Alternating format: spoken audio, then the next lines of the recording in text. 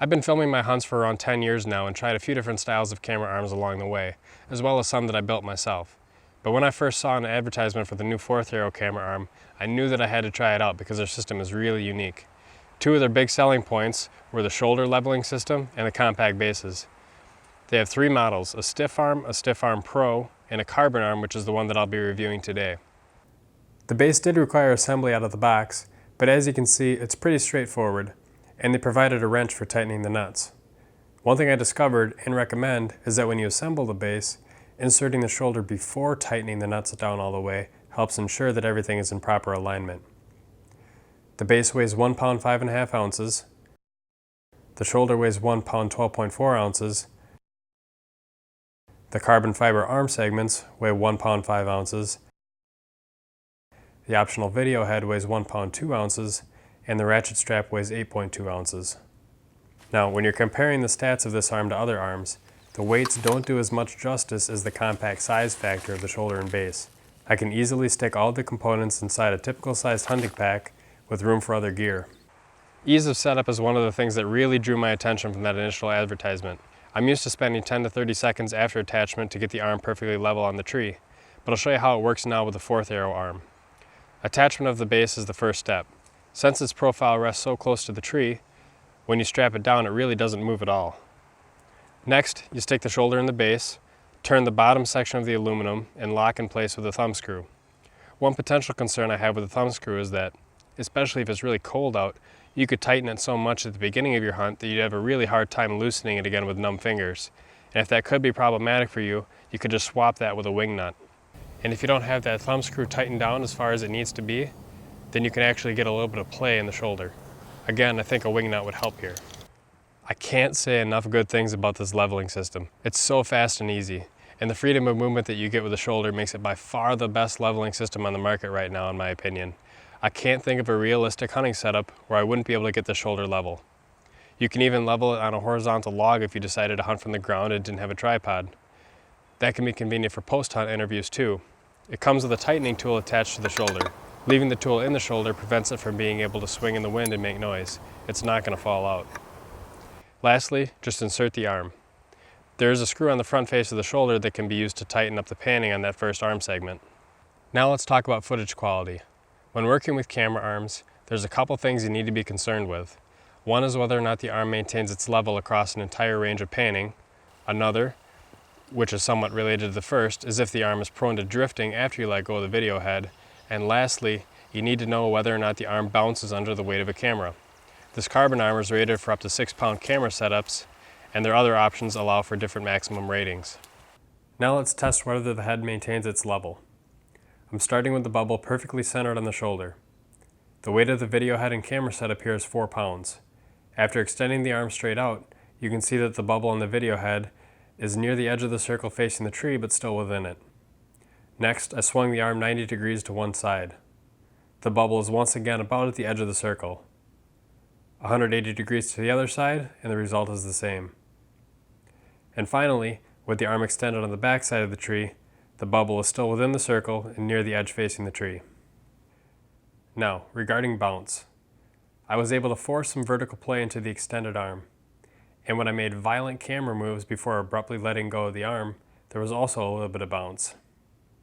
However, when actually using the arm as intended, making smooth pans and letting go, there was no bounce. And I'll have some sample footage a little bit later in the video. The best number of camera arm segments and the length of those segments is somewhat subjective based on personal preference. In general, 2 long segments are easier to control than 3 short segments with the same total length, and they'll weigh less, but their packed length won't be as small. But as you can see, whether I'm facing the tree or sitting in a conventional stand, I'm able to use one hand to maneuver the camera into just about any scenario I've encountered in the past or could expect to run into.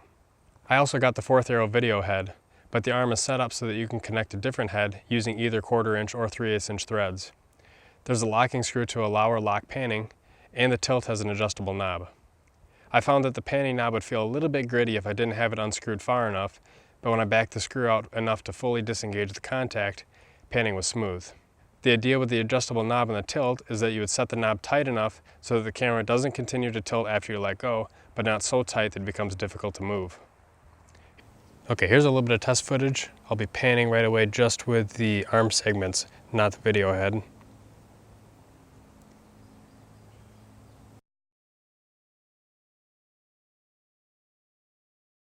And now some panning with just the video head while the arm segments remain stationary. And now tilting using the video head.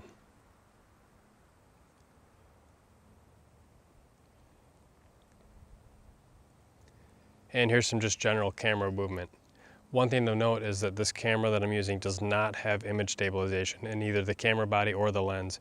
It's an old manual focus lens, so this really does represent the worst case scenario that you could see. If you have image stabilization in your camera, which most modern cameras do, your results are going to be even better.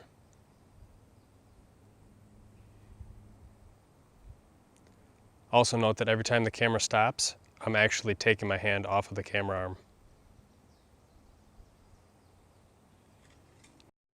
Let's talk about noise.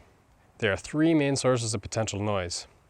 One is contact noise, another is the ratchet strap, and the third is noise from the joints. The carbon fiber construction is actually a bit quieter than aluminum.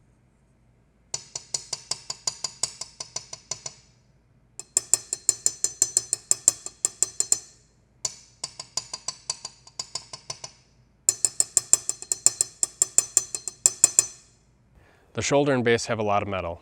However, the base actually has what appears to be a thin coating on some of the surfaces to reduce contact noise. Straight out of the box, I don't think that this arm has any greater risk of contact noise than other arms on the market, with the exception of the shoulder tool during removal from a pack. Likely I'll cover this entire setup with stealth strips because, quite frankly, I put them on just about everything and they give me a greater confidence in my setup. Ratchets can be noisy. Not a problem for some, but a huge turnoff for others. You can minimize ratchet noise by being careful and starting with the strap fairly tight to begin with. There's a reason that most camera arm companies provide ratchets with their products, and that's because they're almost essential in assuring that the arm is rock solid on the tree. If ratchet noise is an issue for you, one aftermarket change you can make is to use an over-center style of buckle, like the boat buckles that you use to lock a boat to a trailer. Mine is a 1-inch boat buckle with a low-stretch polyester strap.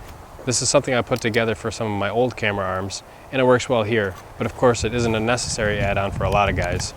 Since it's the middle of July, the only way I could test the effect of cold weather on the joint was to drop it in my chest freezer for an hour.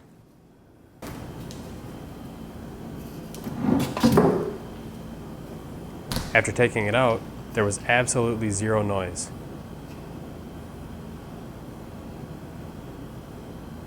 Also noteworthy, the carbon fiber isn't as cold to the touch as metal would be at freezing temps. In terms of cost, for what you're getting, I think these are very competitively priced. The carbon armor is currently priced at $200 without the video head, which is on the upper end of many of the mid-level arms available, but it's also the only one with carbon fiber, and in my opinion, it's the best leveling system out there. What makes this system so advantageous for the private land guys out there is that the bases are $29 each. So you can put bases in all of your permanent sets and save time and pack space every time you hunt.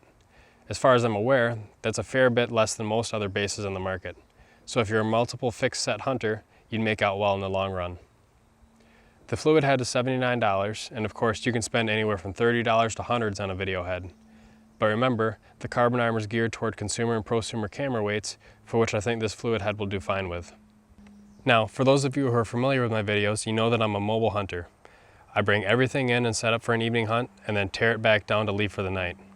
I often hunt aggressively by getting close to bedded deer and then move on if unsuccessful. So based on that style of hunting, here's some usage tips I'd employ. The first would be to leave the shoulder connected to the base. Since you're never planning on switching the shoulder into a separate base, it doesn't make any sense to do the extra setup step each time you're in the woods. Next, I'd swap with the boat buckle strap. It does require some sewing to make the loops, but I'll have links to the materials in the description if you're interested in making your own. Plan on about $7 for the strap and $10 to $15 for the buckle, depending on whether or not you get the version with the sure grip latch. Lastly, I'd cover the tool and the shoulder, if nothing else, with stealth strips or some type of noise reducing padding.